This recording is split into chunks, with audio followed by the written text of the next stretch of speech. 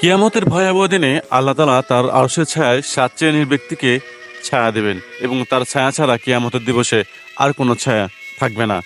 ১ number, ন্যায়পরায়ণ শাসক, অর্থাৎ আমাদের রাষ্ট্র এবং সমাজ পরিচালনার জন্য যেসব প্রতিনিধি থাকেন তাদেরকে আল্লাহর আইন অনুযায়ী পরিচালনা করতে হবে।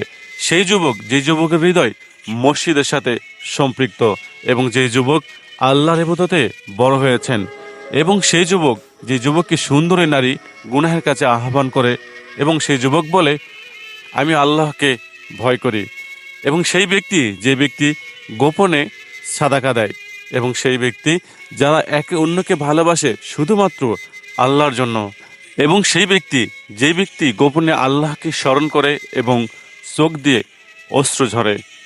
আসুন আল্লাহ তাআলা কিয়ামতের দিবসে আমাদেরকেও যেন সেই দলের অন্তর্ভুক্ত করেন। জাযাকুমুল্লাহ খয়রান।